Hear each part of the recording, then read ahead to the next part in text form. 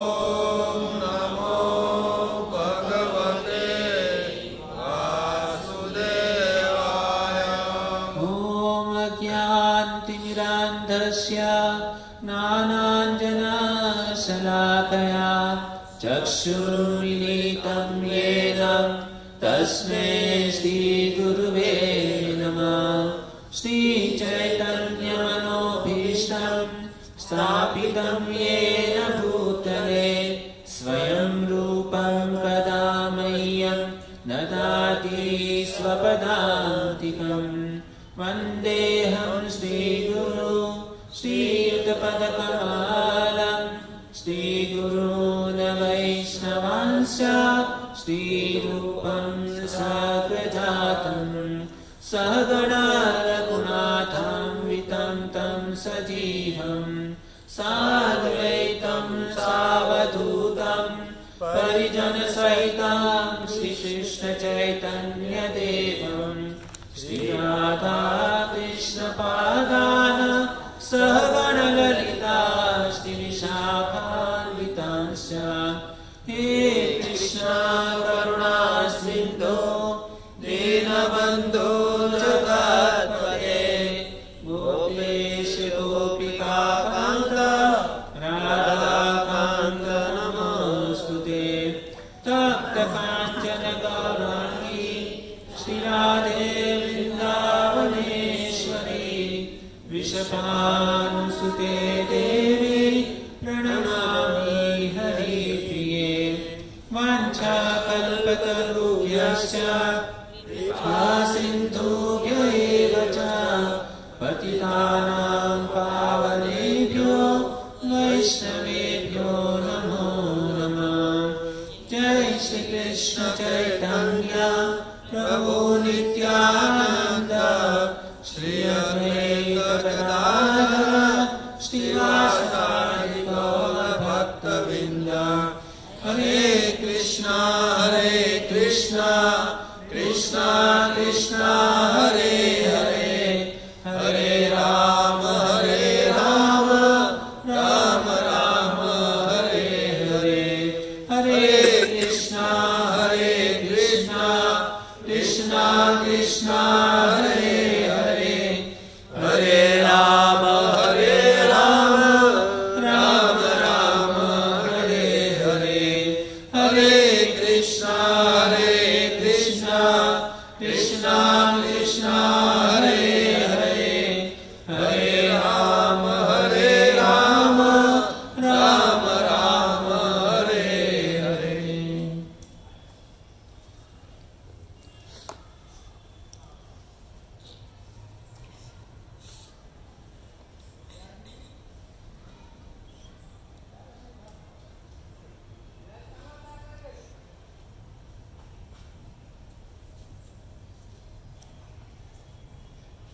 हरे कृष्ण।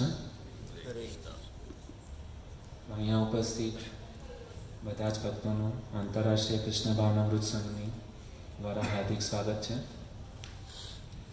તો સૌથી પહેલાં આપણે શ્રીમદ ભાગવતમ જે મને શ્લોક આપવામાં આવ્યો છે, ત્રીજો સ્કંદ અધ્યાય 2 અને શ્લોક નંબર 11, જેની પાસે બુક ભાગવતમ હોય તો એ બુકમાં જોઈ શકે છે। प्रदर्शयः तप्ततपसां वितृप्तविषां दीनाम् आदायान्तरदातस्तु स्वबिम्बलोकलोचनम्। प्रदर्शय बतावीने, अतप्त आचार्य विना, तपसां तप, अवितृप्त दृशां दर्शनથી સંતોષ ન થતા, નૃણામ લોકોના, આદાય લઈને, અંત અધાત ધારણ કર્યું, ય જેણે, તું પણ, સ્વબિંબ પોતાનું રૂપ, લોકલોચના લોકોની નજરે। શ્રીલ પ્રભુપાદ અનુવાદ દ્વારા ભગવાન કૃષ્ણે સમગ્ર વિશ્વ સમક્ષ પોતાનું શાશ્વત રૂપ પ્રગટ કર્યું અને પૂરતું તપ નહીં કરેલું હોવાના કારણે જે લોકો તેમને જેવા છે તેવા જોવાને અશક્તિમાન હતા તેમની નજર સામેથી પોતાનું રૂપ दूर करी अप्रगट थया। श्लोक क्रमांक 12।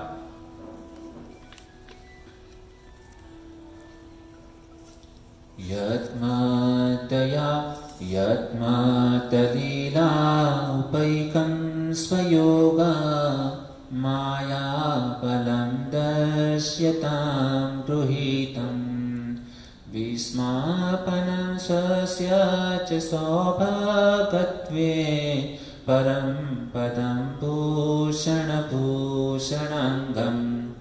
यत જેમનું શાશ્વત રૂપ મધ્ય નજર નશ્વર જગત લીલા ઉપયિકામ લીલાઓ માટે અનુકૂળ સ્વયોગ માયા બલમ પોતાની યોગ માયાની શક્તિથી દર્શ્યતા બતાવવા માટે ગૃહિતમ શોધી કાઢ્યું વિસ્માપનમ વિસ્મયજનક સ્વસ્ય તેમનું પોતાનું ચ અને સૌભગ ઋત્વે ઐશ્વર્યના પરમ સર્વોચ્ચ પદમ અંતિમ પદ ભૂષણ અલંકાર ભૂષણ અંગમ અલંકારોના। અનુવાદ ભગવાન કૃષ્ણ પોતાની અંતરંગ શક્તિ યોગ માયાના બળે આ મૃત્યુલોકમાં પ્રગટ થયા। તેઓ તેમની દિવ્ય લીલાઓ માટે સંપૂર્ણપણે ઉપયુક્ત પોતાના શાશ્વત સ્વરૂપમાં પ્રગટ્યા। તેમની લીલાઓ બધા માટે વિસ્મયજનક હતી। જેમને પોતાનું વૈભવનું અભિમાન હતું તે સાંસારિક લોકો માટે અને વૈકુંઠનાથના નામે ઓળખાતા તેમના પોતાના રૂપને માટે પણ તે વિસ્મયજનક હતી। સાચે જ તેમનું દિવ્ય સ્વરૂપ દિવ્ય શરીર આભૂષણોનું પણ આભૂષણ છે।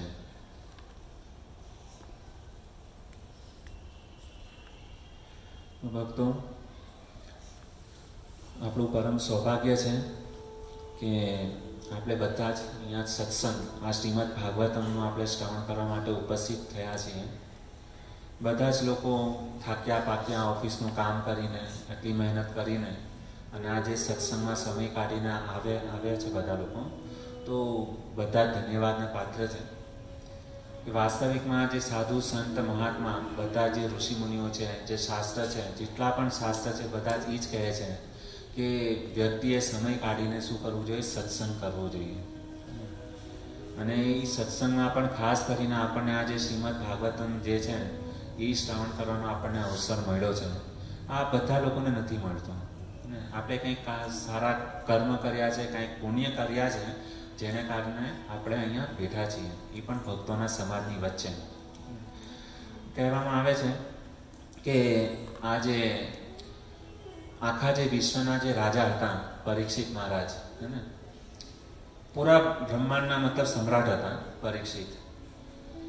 એમને જીવનમાં શ્રાપ મળેલો, તો એમને પોતાનું જે પણ રાજ કારોબાર જે બધી જ વસ્તુ જે હતી એ છોડીને ગંગા નદીના કિનારા પર શું કરવા ગયા? શ્રીમદ ભાગવતમનું શ્રવણ કરવા માટે ગયા। પછી ઇતિહાસમાં રાજા રઘુગણનો પ્રસંગ આવે છે, જે સૌરાષ્ટ્રના રાજા હતા, હે, એમને પણ જીવનનો જ્યારે સમય હતો તો એ પણ સમય કાઢીને, અને સૌરાષ્ટ્રના રાજા હતા, તો એ ક્યાં ગયા? પશ્ચિમ બંગાળમાં ગંગા નદીના તીર ઉપર, જ્યાં કપિલ મુનિએ તપસ્યા કરેલી, ત્યાં આગળ એમણે શું કરેલું? સત્સંગ કરેલું, ઋષિ મુનિઓ દ્વારા એમને સત્સંગ સાંભળેલો, હે ને। તો આપણા ઇતિહાસ જે છે, ઇતિહાસ પ્રમાણ છે, બધા જે સાધુ સંતો છે, જેટલા આટલા મોટા મોટા જે રાજાઓ હતા, એ સમય કાઢીને, અને શું કરતા? સત્સંગ સાંભળવા માટે જ હતા। જે રાજા હોય એની પાસે કેટલું બધું કાર્ય હોય, કેટલું બધું કામ હોય, છતાં પણ એ લોકો સમય કાઢીને ત્યાં જતા। પણ આપણું એવું દુર્ભાગ્ય છે કે આપણને ભગવાને એટલો સુઅવસર આપેલો છે, છતાં પણ આપણે સત્સંગમાં અમુક લોકો નથી આવી શકતા। કેમ નથી આવી શકતા? એક તો વ્યક્તિની પોતાની આળસ હોય છે, હે ને, અને વ્યક્તિ પ્રયાસ નથી કરતો, એના લીધેથી શું છે? એ સત્સંગમાં આવી નથી શકતો, અને ભગવત કૃપા એમના પર નથી રહી। જ્યાં સુધી ભગવત કૃપા સાધુ સંત જ્યાં સુધી એમને નહીં મળે ત્યાં સુધી એ વ્યક્તિ સત્સંગમાં નહીં આવી શકે। અને ક્યારેક જોવામાં આવે છે કે એમ કેમ પ્રકારે સત્સંગમાં આવી પણ જાય છે, તો થાય છે શું? આપણા મોબાઈલ, બધાના ખીચામાં એક માયારૂપી શું છે? મોબાઈલ છે। બહુ પરેશાન કરે છે, કે મોબાઈલ જે છે ને, એ સમયે જે રાજા ઋષિમુનિઓ જે હતા, જ્યારે સત્સંગ માટે જતા હતા, ભજન કરવા માટે જતા હતા, ત્યારે મોબાઈલ સાથે લઈને નતા જતા। પણ આજે અહીંયા કહેવામાં આવે કે ભાઈ જે પણ વ્યક્તિ અહીંયા સત્સંગમાં આવે એને મોબાઈલ નથી લાવવાનો, તો મને લાગે છે અહીંયા કોઈ દેખાશે નહીં. કારણ કે મોબાઈલ એવી વસ્તુ થઈ ગઈ છે કે મોબાઈલ વગરનો માણસ જે છે ને એ મુર્દા જેવો ચાલતો હોય ને એવી રીતના લાગે કે જાણે એના શરીરની અંદર પ્રાણ નો વ્યાગ્યા હોય એવું મતલબ એની દશા હોય છે. મોબાઈલ શું થઈ ગયું છે આજે પ્રાણ બની ગયો છે. મોબાઈલ એક સારી વસ્તુ છે. કેવું છે કે મોબાઈલ જરૂરી છે, મોબાઈલ જરૂરી વસ્તુ છે, પણ આપણે મોબાઈલના ગુલામ ન થઈ જવું જોઈએ, આપણે મોબાઈલના સેવક ન બની જવું જોઈએ. હે ને? મોબાઈલ જરૂરી છે, પણ જે પણ મોબાઈલ જે માયારૂપી જે છે એને અગર આપણે સાયલેન્ટ કરીને રાખશું તો સત્સંગ સાંભળવાની આનંદ કોઈ અલગ જ હશે. આપણું જે ડાયરેક્ટ જે ચીજ જે છે ને અગર આપણે એના ઉપર ધ્યાન નહીં રાખીએ ને તો 100% જે છે કે આપણું ચીજ જે છે ભગવાનમાં ચોટતા વા નહીં લાગે. અહીંયા સરસ મજા ભક્તો આટલું આયોજન કરે છે. શેના માટે કરે છે? કે આપણે આટલું અમૂલ્ય સમય કાઢીને આવ્યા છીએ અને એ સમયમાં અગર આપણે આપણું મન મોબાઈલની અંદર રાખશું તો પછી શું છે, શ્રમ એવા કેવલમ થઈ જશે. આપણે શ્રમ એવા કેવલમ નથી કરવા આવ્યા. તો સૌથી પહેલા આ જે શ્લોક જે છે એને સ્પર્શ કરતા પહેલા બહુ જ સુંદર શ્લોક છે અને આ જે અધ્યાય છે ત્રીજો સ્કંદ, આ જે બીજો અધ્યાયનું નામ છે એનું શીર્ષક પરથી જ આપણને ખબર પડી જાય છે કે આ જે અધ્યાય છે કેટલું મહત્વપૂર્ણ છે. શું છે? ભગવાન કૃષ્ણનું સ્મરણ. આપણે બધી જ વસ્તુ કરીએ છીએ પણ સ્મરણ આપણે હરિનામ પણ જપીએ છીએ બરાબર, પણ જે ભગવાનનું જે સ્મરણ થવું જોઈએ લીલા આપણે આટલું સત્સંગ સાંભળીએ છીએ પણ જે સ્મરણ જે છે ને એ નથી થતું. આજે પ્રવચન સાંભળશું, આજે કથા સાંભળશું, આવતા મંગળવારે બાષ્પીભવન થઈ ગયો હશે. પ્રભુજીએ શું કીધું ખબર નથી. કેમ આવું થાય છે? કારણ કે આજે ભગવાનની જે માયા જે છે ને એ બહુ પ્રબળ છે, કોઈ એને જીતી નથી શકતું. સત્સંગનો મહિમા બધાને ખબર છે કે આ જ સર્વોચ્ચ વસ્તુ છે. રાજા ઋષિમુનિ બધા લોકોએ આને જ મતલબ શું કર્યું છે, આપણો ઇતિહાસ બોલે છે કે સત્સંગ કરીને જ વ્યક્તિ શું થશે, સુખી થશે, ભગવાનના ધામમાં જઈ શકે. બધાને ખબર છે પણ એનું સ્મરણ જે છે ને ભૂલાઈ જાય છે. જેવા આપણે આ ગેટમાંથી બહાર જઈએ છીએ ને ભક્તો બધું ભૂલી જાય છે. પણ છતાં પણ આપણે પ્રયાસ કરતો રહેવો જોઈએ. કહેવાય છે કે જે વ્યક્તિ પ્રયાસ કરે છે ને એને સફળતા નિશ્ચિત એક ને એક દિવસ એના જીવનમાં શું થાય છે, આવે છે, નિશ્ચિત આવે છે. તો આપણે કંઈક સત્સંગ હે સૌથી પહેલા આને સ્પર્શ કરતા પહેલા આ જે સત્સંગ શબ્દ જે છે ને એના ઉપર થોડીક આપણે શું કરશું, ચર્ચા વિચારણા કરશું.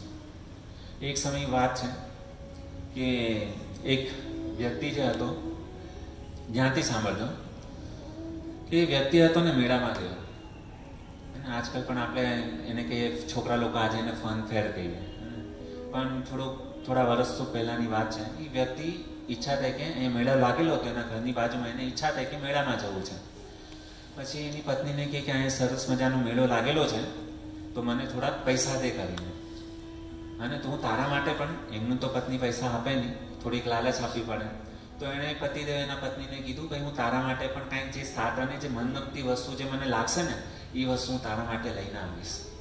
તો એની પત્નીએ થોડા ઘણા જે પૈસા જમા કર્યા હતા તો 50 રૂપિયા જે છે ને એને શું કર્યું, એને પતિદેવને આપ્યા કે આવ્યો અને તમને જે સારું લાગે ને એ મારા માટે લઈને આવજો. પતિદેવ જાય છે મેળામાં જેવું જાય છે તો ત્યાં અલગ અલગ બધા કાઉન્ટર લાગેલા હોય છે, રમકડાના, સાડીના, જોઈએ છે ને આપણે મેળામાં જઈએ ત્યારે અલગ અલગ જાત જાતની વસ્તુઓ લાગેલી હોય છે. શેના માટે? કે ઇન્દ્રિય તૃપ્તિ માટે, આપણા મનને આકર્ષણ કરવા માટે. તો થયું કેવું કે એને આખું જોયું તો એક જગ્યાએ છે ને બોર્ડ મારેલું હતું. શું મારેલું હતું? બોર્ડ. અને એમાં લખેલું હતું કે સલાહ સૂચન હે ને, એક સલાહના 10 રૂપિયા. શું લખેલું હતું? એક સલાહના 10 રૂપિયા. તો આ ભાઈએ વિચાર્યું કે સલાહ અહીંયા પૈસા દઈને આપવામાં આવે છે, ચલો કાંઈક મતલબ મહત્વની કાંઈક અગત્યની કાંઈક સલાહ હશે જે મારા જીવન માટે ઉપયોગી થઈ શકે, ચલ હું જાઉં ત્યાં. તો એ વ્યક્તિ જાય છે ત્યાં આગળ એ દુકાનમાં જ્યાં બોર્ડ મારેલું હતું, સલાહ 10 રૂપિયા, એક સલાહના 10 રૂપિયા. તો ઓલાએ સીધી 50ની નોટ કાઢીને આપી ઓલાને, દુકાનદારને, અને એને કીધું કે મને એક સલાહ આપો અને 40 રૂપિયા મને પાછા આપો. કેટલી સલાહ જોતી? મારે એક જ સલાહ જોતી છે. ઓલાએ કીધું વાંધો નહીં. તો એ દુકાનવાળો હતો ને એને એક સલાહ આપી. શું આપી? કે જ્યારે પણ તમારા જીવનમાં 5 જે સફળ વ્યક્તિ એ તમને જે પણ કાંઈ સલાહ આપે ને, જે પણ કાંઈ કાર્ય કરવાનું કહે ને, ત્યારે એમાં ના નહીં પાડે. શું કીધું? 5 સફળ વ્યક્તિ ક્યારે કોઈ પણ કાર્ય તમને કરવાનું કહે ત્યારે એનો અનાદર નહીં કરો. પછી ગમે એવી સ્થિતિ તમારે કેમ ન હોય, ક્યારેક આપણે મુસીબતમાં હોઈએ, બરાબર, તો કોઈક આપણને સલાહ આપવા માટે આવે, પણ જ્યારે મુસીબતમાં હોય ને, દુઃખી વ્યક્તિ હોય ને, જે સાચો માણસ સલાહ આપવા માટે આવતો હોય ને, ત્યારે આપણી મતિ એનામાં લાગતી નથી. પણ એ સમયે ખોટો વ્યક્તિ આપણને કંઈક સલાહ આપવા માટે આવે ને, તો એ આપણે કાર્ય તરત કરીએ છીએ. હવે ફોર એક્ઝામ્પલ, કોઈ પૈસામાં તો કોઈનું ઘણું નુકસાન ગયું, સમજો કોઈ બજારમાં ઉઠી ગયું ફોર એક્ઝામ્પલ, હે ને. હવે એને કોઈ સટોડિયો મળે બજારમાં, ઓલો જે સટ્ટો રમતો હોય ને શેર માર્કેટમાં, એ કે કામ કર, તું આમાં છે ને 10,000 રૂપિયા લગાવ, અને 10,000ના હું તને છે ને શું કરીશ, એક જ મહિનાની અંદર તને છે ને 10 લાખ રૂપિયા કરીને આપી દઈશ. તો એવી જ્યારે જે સટોડિયા વ્યક્તિ, જ્યારે એ વ્યક્તિ સલાહ આપે ને, તો તરત જ એ સલાહ શું કરી લે, એક્સેપ્ટ કરી લે. તો આ વ્યક્તિએ શું કીધું કે જ્યારે તારા જીવનમાં કોઈ 5 સફળ વ્યક્તિ તને કાંઈ પણ કરવાનું કહે ને, તો ત્યારે ના નહીં પાડતો તું. તો ઓલાએ કીધું 10 રૂપિયા તો વ્યા ગયા. તો ઓલાએ કીધું આમાં કંઈ મને મજા ન આવી, આ જે સલાહ જે આપી એમાં મજા ન આવી. આપણને પણ ક્યારેક થાય ને, સત્સંગમાં ગયા હોય ને, તો અમુક લોકોનું મતલબ સત્સંગ આપણે કહે, અરે આનું પ્રવચન તો ભાઈ આજે ગયા ને, પ્રવચનમાં કંઈ મજા જ ન આવી, હે ને. આના કરતાં ઓલા પ્રભુજી હતા ને, બહુ સારું પ્રવચન કરતા હતા. તો આને પણ થયું કે આમાં કંઈ મજા ન આવી. તો એણે કીધું લાવ હજી એક વખત ટ્રાય કરું, કંઈક બીજી સલાહ લો. તો એણે કીધું એક કામ કર, મને આ સલાહમાં કંઈ મજા ન આવી, હજી તું 10 રૂપિયામાંથી કાપી લે અને મને બીજી સલાહ આપ. તો ઓલાએ કીધું ઠીક છે. દુકાનવાળાએ બીજી સલાહ શું આપી કે એણે કીધું કે તમે તમારા જીવનની અંદર કાંઈક વસ્તુ છુપાવવા માંગતા હોય. શું કીધું? કાંઈક અગત્યની વાત જે છે તમે છુપાવવા માંગતા હોય, એ વાત તમે તમારા પ્રાણથી પણ જે પ્રિય હોય ને, પ્રાણથી પ્રિય તમારી ધર્મપત્ની, એને પણ તમારે કહેવી નહીં. આજકાલ આપણને શું વાલો છે? પ્રાણ કરતા પણ પત્ની જે છે વધારે વાલી છે. તો એણે કીધું કે એને પણ કેવી નહીં, ગમે એવી પરિસ્થિતિ કેમ ના આવે, તમે જે વાત છુપાવવા માંગો છો, કારણ કે તમે એ વસ્તુ સ્ત્રીને કીધી તો બીજા દિવસે ગુજરાત સમાચારની હેડલાઇનમાં આવી જશે. અને આ વસ્તુ છે, ફેક્ટ છે. કારણ કે સ્ત્રીની અંદર કોઈ પણ જે, અને જ્યારે આપણે કીધું હોય ને કે આ વસ્તુ કોઈને કેવી નહીં, પણ એ જ વસ્તુ જે છે ને, પેલા એની જે મિત્ર હોય, હે ને, બહેનપણી હોય, એને પહેલા કહેશે, અરે મારા પતિદેવે છે ને આમ કીધું, અને પણ હું તને કહું છું તારે આ વસ્તુ કોઈને કેવી નહીં. પણ એ કોઈને કેવી નહીં એમ કરતા કરતા અહીંયા અત્યારે બાપા સીતારામ છે, ગિરધારી મંદિર છે, એમ કરતા કરતા આખા મીરા રોડમાં બધાને ખબર પડી જાય કે ભાઈ આ વ્યક્તિ આમ કીધું તું કરી. તો આ એને બીજી સલાહ. તો થોડોક ઇન્ટરેસ્ટ આને જાય.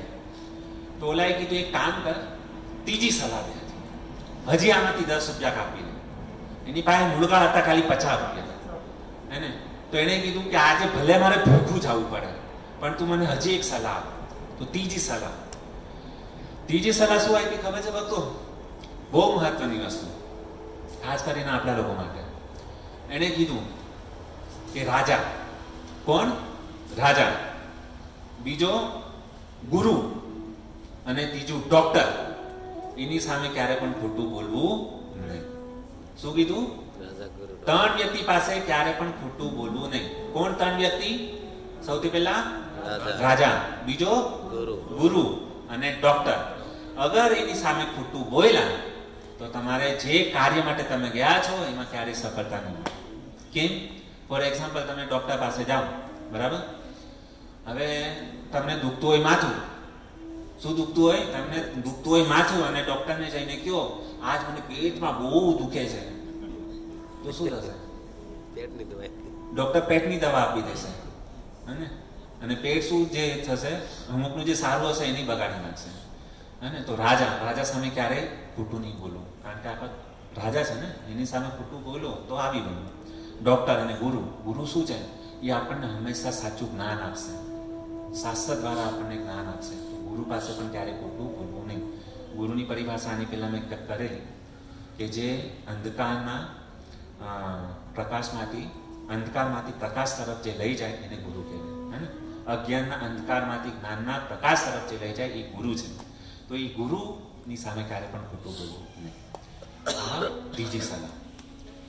હવે ઓલો કઈ હવે તો ખાલી 20 રૂપિયા વેચાતા, એક કામ કર, ભલે 50 રૂપિયા ભલે જાતા, કામ કર તું હજી 2 સલાહ મને આપી દે. ચોથી સલાહ શું કીધી ભક્તો? ધ્યાનથી સાંભળજો.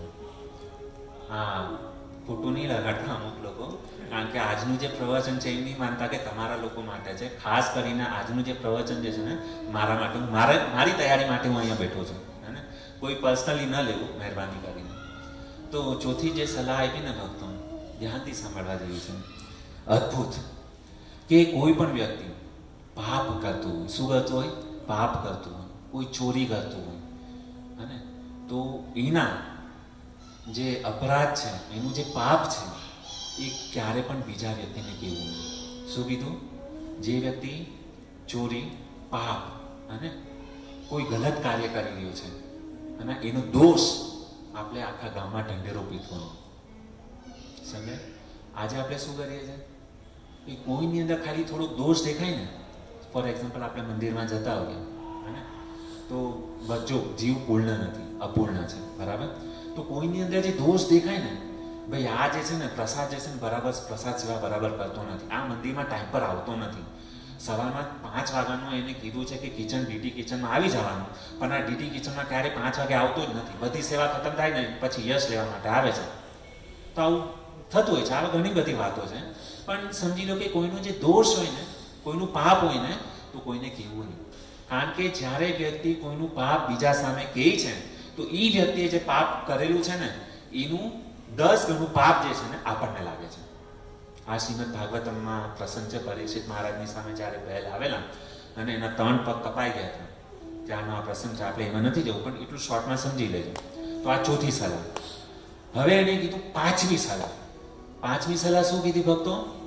કે જ્યારે પણ જીવનની અંદર સમય મળે ને, જે જગ્યા પર ભગવદ્ ગીતા, રામાયણ, મહાભારત, ભાગવતમ એવું કંઈક સત્સંગ થતો હોય ને, તો બધું જ કામ છોડીને, ગમે એટલું મહત્વનું કામ હોય, બધું જ કામ છોડીને વ્યક્તિ સત્સંગમાં બેસી જવું. શું કીધું? વ્યક્તિ બધું જ કાર્ય છોડીને, કારણ કે આનાથી શ્રેષ્ઠ વસ્તુ કાંઈ જ નથી. આટલી વસ્તુ કહીને ત્યાંથી ઓલાના 50 રૂપિયા હરી ખતમ. હવે ખાલી મેળામાં ખાલી આટા મારવાના રહ્યા. અને એની પત્નીને કીધું તું મારા માટે, મતલબ પત્નીએ કીધું તું મારા માટે સારી વસ્તુ દેખાઈને આવતો. લેવાની ઈચ્છા તો ઘણી હતી, પણ પૈસા સલામાં વ્યાજ. આજકાલ કેવું છે ભક્તો ખબર છે કે આપણે કાંઈ પણ સેવા કરતા હોય, મેનેજમેન્ટના કાર્યમાં હોય ને, તો લોકો છે ને આપણને સલાહ બહુ દે કે આ ટેબલ છે ને અહીંયા ન મુકાય, આ ટેબલ છે ને ત્યાં હોય ને તો સારું પડે. ઓલા ભાઈ કે ભાઈ અમને સલાહની જરૂર નથી, અમને સહકારની જરૂર છે. સલાહ તો બધાને દેવી ગમે છે, પણ સલાહ લેવી કોઈને ગમતી નથી. અને સલાહ એવા જ વ્યક્તિને અપાય કે જે માંગવા માટે આવે. કોને અપાય? જે માંગવા માટે આવે અને જે આપણું માનતો હોય ને એ જ લોકોને સલાહ અપાય. બાકી આખા ગામમાં બધાને સલાહ ન આપતું બેસાય, નુકસાન આપણું જ હશે, વેલ્યુ આપણી ડાઉન થાય. તો આ વસ્તુ બહુ ધ્યાનમાં રાખવા જેવી છે. તો એ વ્યક્તિ પાછો ઘરેથી આવતો હતો, મેળામાંથી પાછો આવતો હતો કે હવે શું કરું, ઉપવાસ થઈ ગયો. આજે 50 રૂપિયા હતા, 50 વપરાઈ ગયા સલામાં ને સલામાં. તો જેવો જ્યારે એ મેળામાંથી પાછો આવતો હતો તો એને 5 સંતો દેખાણા. કોણ દેખાણું? સંતો, ઋષિમુનિ એને દેખાણા. અને ઋષિમુનિ દેખાણા ને રસ્તામાં, તો એ ઋષિમુનિ આ વ્યક્તિને જોયો કે આ ભલા માણસ, તમને એક નિવેદન છે કે અહીંયા થોડુંક રાઈટ મારીને જશો ને, ત્યાં એક જણનું મૃત્યુ થઈ ગયું છે. શું થઈ ગયું છે? મૃત્યુ થઈ ગયું છે. અમે ત્યાંથી જ આવીએ છીએ. તો તમારે શું કરવાનું છે? એ જેનું મૃત્યુ થઈ ગયું છે એને અગ્નિ સંસ્કાર આપવાનો છે. એની અંતિમ ક્રિયાવિધિ જે પણ કાંઈ છે એ તમારે કરવાની છે. ઓલા એ તો માથું પકડ્યું, બાપ આજે તો મતલબ પૈસા ગયા, ભૂખો રહેવાનું, અને ઉપરથી આ એક મતલબ હજી એક મતલબ વસ્તુ મને આપી દીધી, હવે કરવું શું? પણ છતાં પણ એને ઓલી યાદ આવી કે 10 રૂપિયા આપીને ઓલા જે સૌથી પહેલી સલાહ શું આપી હતી કે 5 સફળ વ્યક્તિ અગર તમને જે પણ કાંઈ કરવાનું કહે ને ત્યારે પણ એનો અનાદર નહીં કરવો.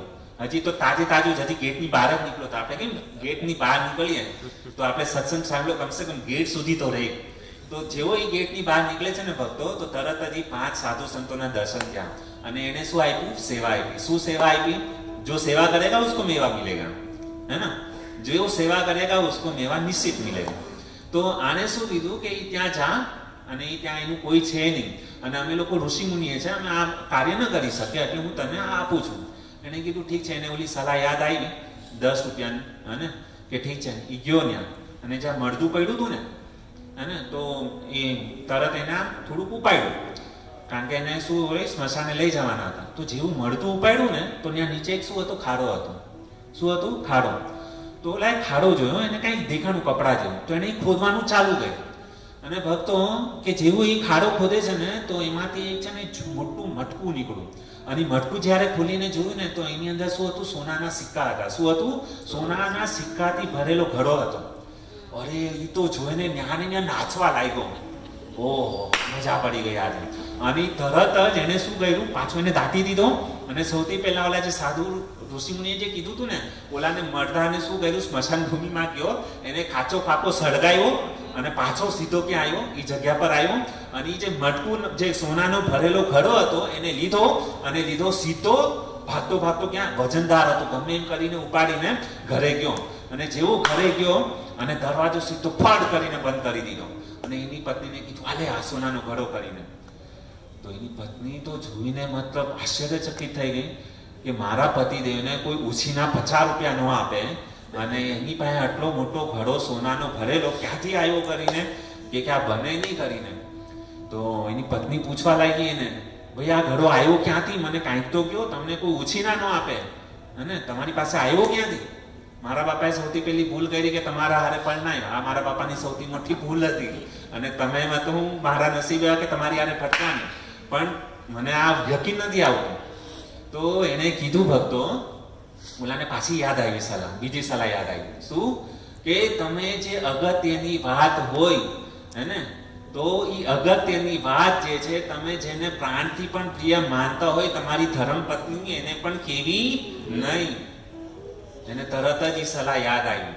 કારણ કે ઓલું જે 10 રૂપિયાની સલાહ જે હતી, પહેલી વસ્તુ તો એને સક્સેસફુલ ગઈ, હે, કારણ કે ઘડો મળી ગયો. 10 રૂપિયાની સલાહ આજે મતલબ કરોડપતિ બનાવી દીધો એને.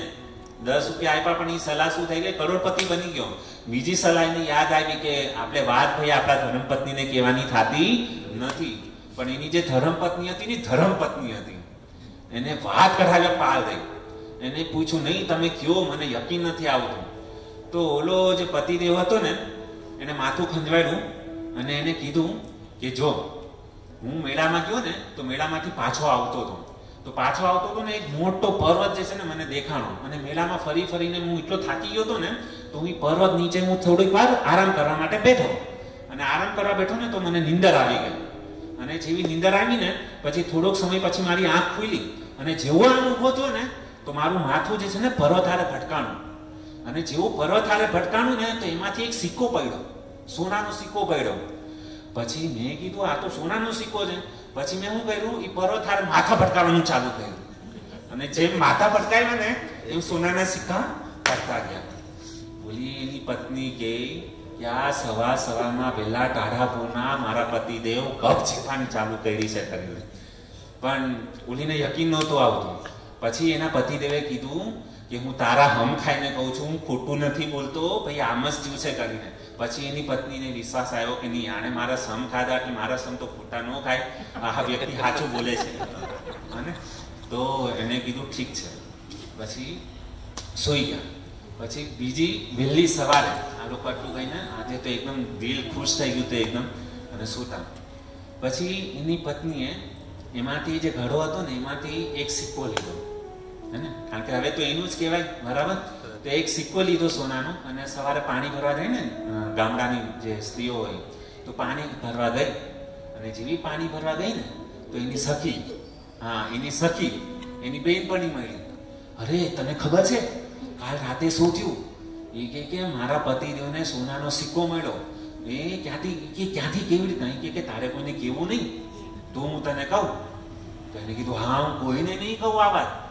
એને કીધું કે મારા પતિદેવ આ રીતે આમ ગયા હતા, પર્વત હારે માથું ભટકાવાથી સિક્કા મળે છે, હે. તો ઓલી પત્ની ઓલી એની બહેનપણીને કીધું. પછી એની પત્ની તો એકદમ મતલબ એની વાતમાં આવી ગઈ કે આને કીધું એટલે મારી બહેનપણી કોઈથી ખોટું ન બોલે, હે. તો પછી ઘરે ગઈ.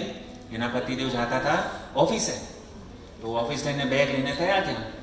તો એની પત્નીએ કીધું આ બેગ બધું રાખો, આજે તમારે કામે નથી જવાનું, પણ ઓલો મારો બોસ ચિલ્લાવશે મારા ઉપર, એ કે બોસ ગયો તેલ લેવા, હું તમને જે કહું છું ને એ કરો, કે જાઓ અહીંયાથી ઘરની બહાર નીકળો અને ઓલો મેળો લાગ્યો છે ને ત્યાં જમણી બાજુ જાઓ, ત્યાં જે પર્વત છે એ પર્વત હારે સુપર માથા ફટકાવો. તો માથા ફટકાવાથી એમાં શું નીકળે છે? સોનાના સિક્કા નીકળે. તો હવે પત્નીએ કીધું હે તો ઓલા ભાઈ તો ગયા, અને એમ કરતા આ જે સહેલી જે હતી ને એને એની બેનપણીને કીધું. એમ કરતા કરતા આખા ગામમાં આ વાત ફેલાઈ ગઈ, અને બધાનું જે આખું ગ્રુપ જ હોય ને હવે તો એમ બધાના મતલબ સહેલીઓ શું કર્યું કે બધાના પતિદેવને કીધું ત્યાં પર્વત હારે જાઓ, ત્યાં માથા ફટકારવાથી શું મળે છે? સોનાના સિક્કા મળે છે.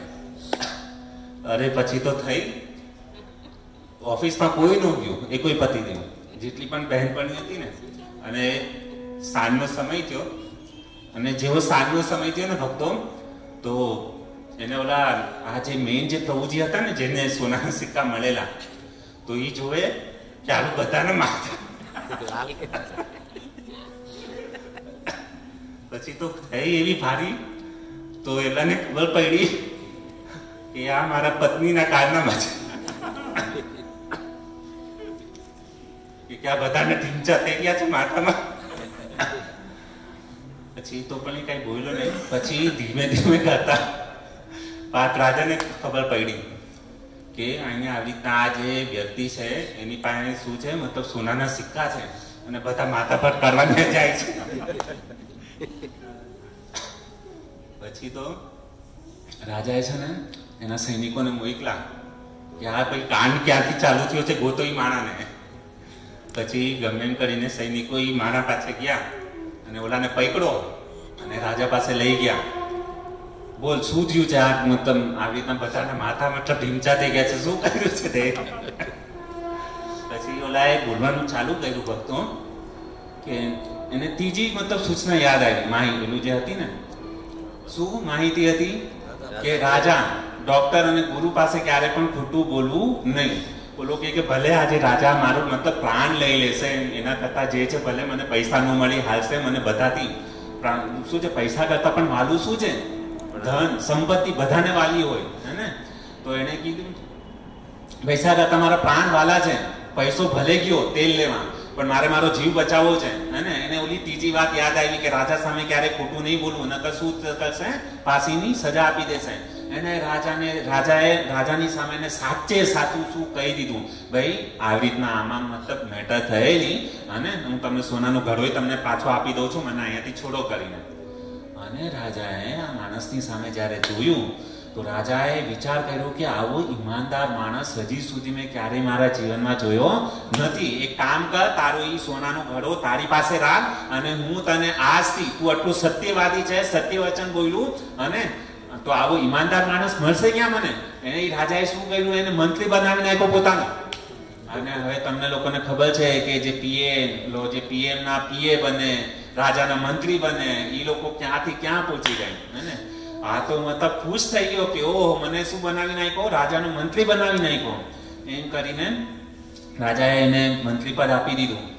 મંત્રી પદ આપ્યું. ધીરે ધીરે એની પત્ની મતલબ ખુશ થઈ ગઈ કે ચલો મારા પતિ ક્યાં હતા ને ક્યાં, મતલબ આપણે જયારે મુંબઈમાં આવ્યા એની પહેલા આપણે મતલબ શું છે માથે છત નહોતી, પણ ભગવાનની એટલી દયા છે, આપણા પૂર્વજોને આપણી કૃપા છે કે આપણને ભગવાને ક્યાંથી ક્યાં પહોંચાડી દીધા, પણ એ ભગવાનની કૃપાને હજુ સુધી આપણે સમજ્યા નથી. તો આ તો ક્યાંથી ક્યાં પહોંચી ગયો. જે કીધું ઠીક છે. એક દિવસની વાત થઈ એવી કે જે રાજા હતો ને એની પત્ની, એની જે રાણી જે હતી ને, એનું કોઈ પરાઈ સ્ત્રી સાથે શું હતું, ઓલો પુરુષ સાથે એનું શું હતું? અફેર હતું. અને એ વાત જે છે ને આ મંત્રીને ખબર પડી. કોને ખબર પડી? રાજાના મંત્રીને, કે એની જે રાજાની જે રાણી જે છે એનું કોઈની હારે અફેર છે. તો એને ચોથી સલાહ યાદ આવી. શું? કે કોઈના પણ પાપ, કોઈના પણ દોષ ક્યારે પણ કોઈની સામે કહેવા નહીં. આને ખબર હતી પણ આ ક્યારેય બોલ્યો નહીં રાજા સામે. પણ પછી શું થયું કે ઓલા જે રાણી જે હતી, ઈ રાણી અને એનો જે બોયફ્રેન્ડ હતો, એ લોકોને ખબર પડી ગઈ કે આ રાજાનો જે મંત્રી છે એને અમારા જે ચક્કર ચાલુ છે હે ને, અમારા જે લવ જે છે એની લવની પ્રેમની શું છે આ મંત્રીને ખબર પડી ગઈ છે.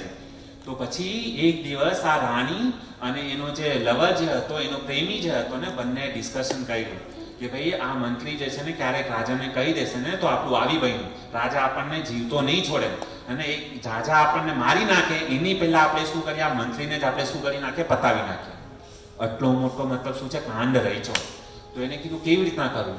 તો મંત્રી એને કીધું રાણીને કે તું છે ને એને, રાણી જે હોય કાંઈ પણ સેવા આપી શકે મંત્રીને, તો એને કીધું તું એને એક થેલો આપજે અને એ થેલો જે છે ને એને કહેજે કે આ જગ્યા પર અહીંયા તારે પહોંચાડવાનો છે. અને મંત્રીએ શું કીધું, એ જેવો થેલો પહોંચાડવા ત્યાં આવશે ને તું મારા 3-4 જે હશે ને રાત, અને એ પણ ક્યારે મોકલજે ને, રાત્રિના સમય મોકલજે, જેથી કરીને મોઢા બોઢા કોઈના દેખાય નહીં. આ અમુક જગ્યા પર નક્કી થયું કે આ જગ્યા પર એને થેલો દેવા મોકલવાનો, અને ત્યાં હું શું કરીશ, મારા માણસોને ત્યાં મોકલી દઈશ અને કહી દઈશ કે અડધો કલાકમાં 1 કલાકમાં જે પણ વ્યક્તિ આવે એને પતાવી નાખો. હા, આ રીતના નક્કી કર્યું બંને.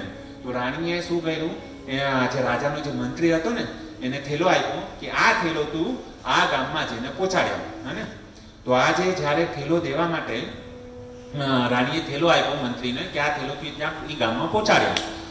તો એ જેવો થેલો લઈને ગયો તો અડધે રસ્તે શું થયું, ન્યાય છે ને સત્સંગ ચાલુ હતો. શું ચાલુ હતો? સત્સંગ.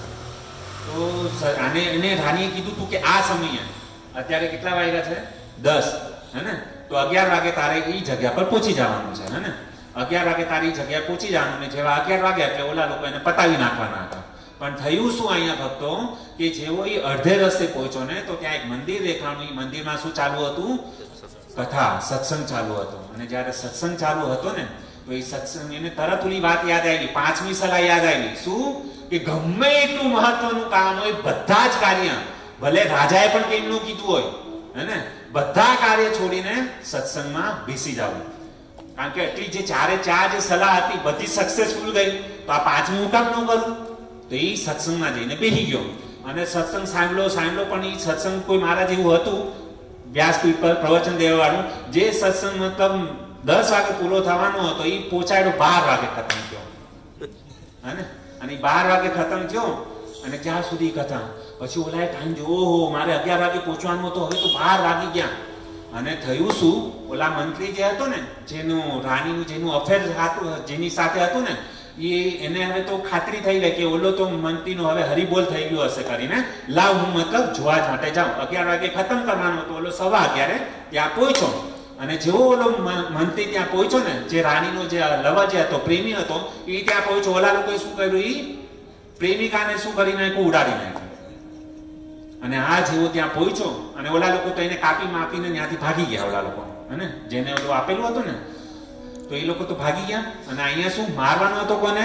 આ મંત્રીને મારવાનો હતો. એની જગ્યા પર ઓલા લોકો કોને મારી નાખ્યો? ઓલો જે રાણીનો જે પ્રેમિકા હતો એને જ ભત્તો હરિબોલ કરી નાખ્યો. અને આ જે હતો એ સુટકેસ લઈને, એની બેગ લઈને એ જગ્યા પર પહોંચે છે ગામમાં, તો ખબર પડે છે, ઓહો અહીંયા તો મતલબ કોઈની લાશ છે. પણ એ મંત્રી જે હતો એ એનું જે રાણીના પ્રેમિકાને ઓળખતો હતો, એ તો એને ખબર પડી, અરે આ તો આ રાણીનો પ્રેમિકા છે. અરે બાપ રે! પછી એને ખબર પડી કે આ હું અગર સત્સંગમાં ન હોત તો અત્યારે હું ફોટામાં બેઠો હોત. કે આ મારા પર કેટલી મોટી ભગવાનની વિશેષ કૃપા કે મારા જે 50 રૂપિયા હતા એ 50 રૂપિયા જે સલાહ જે આપી, મારી જાન બચાવી. આજે આ સત્સંગનો એટલો મોટો પ્રભાવ. અને આપણને આ જે સત્સંગ જે છે, ઓલા તો 50 રૂપિયા ખર્ચ્યા હતા, પણ આપણને આ સત્સંગ આપણને મફતમાં મળી ગયો છે. તો આપણે મતલબ જો બધાના હૃદયની અંદર પરમાત્મા બેસે છે, જ્યારે આપણો ખરાબ સમય આવશે ને ત્યારે એ જ આપણે આ જે કાંઈ સત્સંગ કર્યો હશે, એ સત્સંગ જ આપણને અંતિમ સમયે એ આપણને ભગવાન જે છે ને એ આપણી રક્ષા કરશે. જેવી રીતે આને તો કાંઈ સત્સંગ નહોતો કર્યો, પણ એને સાચા લોકોની જે સફળ વ્યક્તિ જે હતા એની વાત માનેલી. અગર કોઈ વ્યક્તિ જીવનમાં કોઈ સારી સલાહ આપે, સારી સલાહ, એક સલાહ પણ અગર આપણે આપણા જીવનમાં ઉતારી નાખીએ ને, બસ જીવન સફળ. દ્રૌપદીને આપણે યાદ કરીએ. આજે આ જે શ્લોક જે છે ને ભગવાનના લીલા ઉપર છે. આ શ્લોક એટલો ડિફિકલ્ટ છે, પણ એ ડિફિકલ્ટ એટલા માટે છે કે આ શ્લોકને સમજતા પહેલા સત્સંગ અગર સમજાઈ ગયો ને ભક્તો, તો આ શ્લોક સમજવું બહુ ઈઝી થઈ જશે. એટલા માટે મેં તમને આજે સત્સંગની જે છે એમને થોડી ગાથા કીધી કે આપણને જેથી કરીને આજે શ્રીમદ ભાગવત રૂપી જે અમૃતનું જે ફળ જે છે, આ ભાગવત શું છે એમાં આપણી મતિ લાગે, એના માટે મેં તમને સત્સંગની થોડી વ્યાખ્યા કરી કે સત્સંગ કરવાથી કેટલો મોટો ફાયદો થાય. દ્રૌપદીને એક પ્રસંગ યાદ કરીએ, હે ને. દ્રૌપદી એમના ઘરે વશિષ્ઠ મુનિ આવેલા, હે. તો વશિષ્ઠ મુનિની એને કંઈક સેવા કરેલી. તો વશિષ્ઠ મુનિ દ્રૌપદીની સેવા જોઈને ખુશ થઈ ગયા. અને વશિષ્ઠ મુનિ ત્રિકાલ જ્ઞાની છે, એનું જે ભવિષ્ય હતું ને એ જોઈ લીધું. અને વશિષ્ઠ મુનિએ જોઈ લીધું કે આ જે છોકરી છે, દ્રુપદ દાદાને કીધું તમારી છોકરીનું આગળ જે ભવિષ્ય જે છે ને એ બહુ ખતરનાક છે, બહુ ડેન્જર છે. તો એ સમયે વશિષ્ઠ મુનિએ દ્રૌપદીને એક જ સલાહ આપી કે તારા જીવનમાં જ્યારે પણ મુસીબત આવે ને તો તું કોઈની શરણમાં જે નહીં જાતી, ખાલી એક કૃષ્ણને યાદ કરજે, એ તારી અવશ્ય રક્ષા કરશે, અવશ્ય રક્ષી ભાઈ કૃષ્ણ. તો એ સમયે જે એક સલાહ જે વશિષ્ઠ મુનિએ આપેલી ને, જ્યારે દ્રૌપદીનું ચીરહરણ થતું હતું ને ભક્તો, ત્યારે દ્રૌપદી કોને યાદ કરે છે? વશિષ્ઠ મુનિએ જે સલાહ આપેલી એ સલાહને યાદ કરે છે કે વશિષ્ઠ મુનિએ કીધેલું કે જ્યારે જીવનમાં મુસીબત આવે ત્યારે કૃષ્ણને યાદ કરજે, બીજું કોઈ રક્ષા નહીં કરી શકે. અને એ સમયે બે હાથ ઉપર કરીને દ્રૌપદી શું કહે છે? હે કૃષ્ણ, ત્રાહિમામ ત્રાહિમામ, દ્વારકાવાસી કૃપા કરીને મારી રક્ષા કરો. અને એ સમયે ભગવાને શું કરેલા? એના ચીર પૂરેલા. તો આ જે સલાહ જે વસ્તુ જે છે ને, જીવનમાં ગમે ત્યારે પણ સોનાનો સિક્કો વગર ગટરમાં પણ પડ્યો હોય ને તો એને ઉપાડી લેવામાં આવે. તો જ્યારે પણ આવો સત્સંગ ગમે ત્યાં આપણને મળતો હોય ને ત્યારે પણ ચૂકવું નહીં કરતો. તો આવીએ આપણે આ ભાગવતમના પ્રસંગ ઉપર કે આ જે ભાગવતમનો જે કેટલો મહત્વ, ભગવાન કૃષ્ણનું સ્મરણ. એમાં જે આ શ્લોક છે 11 નંબરનો જે શ્લોક છે, સૌથી પહેલો શબ્દ છે પ્રદર્શય. પ્રદર્શય એટલે શું કહે છે? બતાવીને. કોણ બતાવે છે? તો અહીંયા કહે છે કે ભગવાન કૃષ્ણે સમગ્ર વિશ્વ સમક્ષ પોતાનું શાશ્વત રૂપ પ્રગટ કર્યું. કોની પ્રત્યક્ષ પ્રદર્શય બતાવીને અતપ્ત આચાર્ય વિના તપસામ તપ અવિતૃપ્ત દિશામ દર્શનથી સંતોષ. ભગવાન કૃષ્ણ જ્યારે આ પૃથ્વી પર ધરાતલ ઉપર પ્રગટ થયા, હે, તો ભગવાને જે ભગવાનને માનતા નહોતા એને પણ ભગવાનના દર્શન થયેલા છે, અને જે ભગવાનને માનતા હતા એને પણ ભગવાનને દર્શન આપ્યા, હે ને. તો ભગવાન કૃષ્ણ સમગ્ર વિશ્વ સમક્ષ પોતાનું શાશ્વત રૂપ પ્રગટ કર્યું અને પૂરતું તપ નહીં કરેલું હોવાના કારણે જે લોકો તેમને જેવા છે તેવા જોવાના અશક્તિમાન હતા તેમની નજર સામેથી પોતાનું રૂપ દૂર કરી અપ્રગટ થયા. ભગવાન કૃષ્ણ જે છે, બીજી લાઈન છે ને, આદાય અંતર આદ્ય સ્તુ સ્વબિંબ. સ્વબિંબનો અર્થ શું થાય છે? પોતાનું રૂપ. સ્વ એટલે પોતાનું રૂપ. કોનું રૂપ? ભગવાન કૃષ્ણનું. અને ભગવાન કૃષ્ણ શું કહી રહ્યા છે કે જે વ્યક્તિ, ભગવાન કૃષ્ણ જ્યારે અહીંયા પ્રગટ થયા, બરાબર, તો કોને દર્શન આપ્યા? કે જે વ્યક્તિ એને ભગવાનની જે સેવા કરતા હતા, ભગવાનને જે માનતા હતા, એને પોતાનું રૂપ દેખાણું, અને વાસ્તવિક રૂપ દેખાણું. અને જે નહોતા કરતા, ભગવાનને માનતા નહોતા, એ લોકોને પણ દર્શન આપ્યા. પણ જે ભગવાનને નહોતા માનતા, જેને તપસ્યા નથી કરી, એ વ્યક્તિને ભગવાનના દર્શન થયા નહીં ઓરિજિનલ સ્વરૂપમાં. ઓરિજિનલ સ્વરૂપ એટલે શું ખબર? Krishna is the supreme personality of God. એને ઓરિજિનલ રૂપ કહેવાય. અહીંયા જે રૂપની વાત થઈ છે ને, એ રૂપ શું છે? એ રૂપ ભગવાને છુપાવીને રાખ્યું. જે વ્યક્તિ ભગવાનની તપસ્યા નથી કરતા, ભગવાનનું ભજન નથી કરતા, જે વ્યક્તિ પાપી છે, અપવિત્ર છે, એ લોકોને ભગવાન ક્યારે પણ દર્શન આપતા નથી. આજે આપણે અહીંયા સત્સંગમાં બેઠા છીએ. કેમ બેઠા છીએ? કારણ કે આપણે પાપ મુક્ત થઈ ગયા છે, આપણે પવિત્ર છીએ, એટલે આપણને અહીંયા ભાગવતમ ભગવાનના સ્વરૂપનો દર્શન કરવાનો અવસર મળ્યો. પ્રભુપાદ મહારાજ બહુ સુંદર આ મતલબ જે આ અનુવાદ જે છે ને, પ્રભુપાદ મહારાજ મતલબ શું છે? એ 27 અવતાર હતા.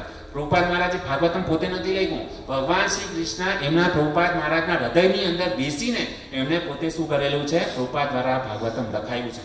તો ભાગવતના જે એક એક જે શબ્દ છે ને, એની અંદર કેટલું મધુર મધુર અમૃત જે છે આમાં વાસ છે. તો એક એક શબ્દ જે છે ને, આપણી પાસે સમય નથી, અને સમયની થોડી પાબંદી છે, પણ આની અંદર જે કીધું છે ને, બહુ અગત્યની વસ્તુ છે. તો આના જે તાત્પર્યમાં જે પ્રભુપાદ મહારાજ લખે છે ને, મેં કંઈક પોઈન્ટ રેડી કરેલા છે. એ આપણે આખું તાત્પર્ય તો આપણે નહીં વાંચીએ, પણ આ જે તાત્પર્યની અંદર જે પ્રભુપાદ મહારાજ જે સમજાવવા માંગે છે કે એનું સ્વરૂપ શું છે. સૌથી પહેલા અનુવાદ, આ જે અનુવાદ જે છે શ્લોકનું ભાવાર્થ શું છે કે ભગવાન અહીંયા વિશ્વમાં પ્રગટ થયા. સૌથી પહેલી વસ્તુ ખબર પડી, ભગવાન આ ધરાતલ પર આવ્યા. ભગવાન પોતાનું ગોલોક વૃંદાવન ધામ છોડીને ક્યાં આવ્યા? આ પૃથ્વી પર. શેના માટે આવ્યા? આપણા જેવા બદ્ધ જીવોનો ઉદ્ધાર કરવા માટે. તમે કહેશો કે આપણા જેવા બદ્ધ જીવોનો ઉદ્ધાર કરવા માટે ભગવાન આવ્યા, બરાબર? તો આપણે તો ત્યારે એ સમયે ત્યાં હતા નહીં. આપણે એ સમય નહોતા ને, ભગવાન આવ્યો. તો આપણો ઉદ્ધાર કઈ રીતના થયો? આપણે એમ કહીએ છીએ કે ભગવાન અહીંયા ધરાતલ પર આવે છે ભક્તોનો ઉદ્ધાર કરવા માટે, પણ અત્યારે તો આપણી સમક્ષ ઉપસ્થિત નથી. તો આ વાત થોડી કોન્ટ્રાક્ટ થાય છે. કઈ રીતે આને સમજવું? તો જ્યારે પણ ભગવાન આ ધરાતલ ઉપર આવે છે, તો જ્યારે ભગવાન આવે છે ત્યારે અહીંયા રહીને કંઈક અમુક લીલા કરે છે. શું કરે છે? લીલા. અને એ જે લીલા કરે છે, એ લીલા જે છે એ ભાગવતમમાં આપેલી છે. તો તો એ લીલાને આપણે ગાઈને, સાંભળીને, વાંચીને આપણી લીલાનું સ્મરણ કરીએ અને એ લીલાનું સ્મરણ કરવાથી આપણને શું થાય છે? ભગવાનનો સાક્ષાત્કાર થાય છે. આ છે ને ભગવાન કૃષ્ણનું સ્મરણ. સમજ પડી એટલી વસ્તુ ભક્તો બધાને? ભગવાન અહીંયા આવ્યા, કેમ આવ્યા? આપણા જેવા લોકોનો ઉદ્ધાર કરવા માટે. કેવી રીતે ઉદ્ધાર કર્યો? ભગવાને પોતાની લીલા કરી. આજે જે પણ આપણે સાંભળીએ છીએ ભગવાનની લીલા કથા, એ સાંભળવામાં આપણને કેટલો આનંદ આવે છે અને આપણે બધું ભૂલી જઈએ છીએ. હવે અત્યારે જોજો બધાનું ચિત્ત મતલબ ભગવાનમાં લાગેલું છે. કેમ લાગેલું છે? કારણ કે ભગવાન આ લીલા કરી પવિત્ર છે. અને તો ભગવાન અહીંયા આવીને શું કરે છે? પોતાનું સ્વરૂપ પ્રગટ કરે છે. કયા લોકો સામે પ્રગટ કરે છે? કે જે એના ભક્ત છે, પવિત્ર છે ને પાપથી રહિત છે, એ લોકોને ભગવાન એઝ ઇટ ઇઝ દેખાય છે. એઝ ઇટ ઇઝ એટલે કેવી રીતના? કૃષ્ણ પૂર્ણ પુરુષોત્તમ ભગવાન છે. કેવા છે? પૂર્ણ પુરુષોત્તમ. હે ને? ભગવાન શ્રી રામચંદ્રને મર્યાદા પુરુષોત્તમ કીધા, કૃષ્ણને પૂર્ણ પુરુષોત્તમ કીધા. પૂર્ણ શબ્દ કેવલ કૃષ્ણ પાછળ લાગે, બાકી કોઈની પાછળ નથી લાગતો. તો જે વ્યક્તિ એ રીતે સમજી લે એને ભગવાન શું કરે છે? સાક્ષાત દર્શન આપે છે. અને જે વ્યક્તિ પવિત્ર નથી, શુદ્ધ નથી, જે વ્યક્તિ પાપી છે, એ લોકોને ભગવાન અહીંયા હશે છતાં પણ એને દેખાવાના નથી. જેવી રીતે ફોર એક્ઝામ્પલ ભગવાન જ્યારે આવ્યા ત્યારે કોણ હતું એની સામે? દુર્યોધન, હે ને? પછી ધૃતરાષ્ટ્ર, દુશાસન, હે ને? શકુની. ભગવાન એની સામે હતા, ભગવાન એને ઉપદેશ આપતા હતા, છતાં પણ એના હૃદયને એનો ઉપદેશ ભગવાન પોતે સાક્ષાત બોલી રહ્યા છે, છતાં પણ એ ઉપદેશ એને લાગ્યો નહીં. કેમ ન લાગ્યો? કારણ કે દુર્યોધન, દુશાસન, શકુની આ બધા શું હતા? પાપી લોકો હતા. શું હતા? તો જે વ્યક્તિ પાપ કરે છે એને સત્સંગમાં કાંઈ જ ફરક નહીં પડે. જેવી રીતે તમે નદીમાં કે સ્નાન કરવા માટે જાઓ, બરાબર? તમે વોટરપ્રૂફ મતલબ જેકેટ પહેરીને જાઓ તો પાણી તમને સ્પર્શ કરશે નહીં કરે. કેમ નહીં કરે? કારણ કે તમે વોટરપ્રૂફ જેકેટ પહેરેલું છે. એવી જ રીતે અગર ભક્તો અહીંયા તમે વોટરપ્રૂફ જેકેટ પહેરીને આવશો, બરાબર, તો પછી પાપ કરીને આવશો, અપવિત્ર થઈને આવશો, તો અહીંયા ગમે એટલો કદાચ સાક્ષાત બ્રહ્માજી પણ અહીંયા આવીને મતલબ કથા કહેશે ને તો આપણને સ્પર્શ થશે નહીં. કેમ? કારણ કે આપણે વોટરપ્રૂફ જેકેટ, અજ્ઞાન, પાપ અને ઈ કરીને આવ્યા છે, તો એનો કાંઈ અસર જીવનમાં થશે નહીં. આ જે શ્લોક છે એનું તાત્પર્ય ઈ છે. સમજમાં આવ્યું ભક્તો? આટલી વસ્તુ. હવે તાત્પર્યમાં જઈએ. પ્રભુપાદ મહારાજ તાત્પર્યમાં શું કહે છે? તો એનું તાત્પર્યમાં એમ કહે છે કે આમાં સૌથી પહેલો જે પેરેગ્રાફ છે ને એની અંદર કીધું છે અવિતૃપ્ત દર્શન. એ જે અવિતૃપ્ત દર્શન જે છે ને એ શબ્દ બહુ મહત્વનો છે.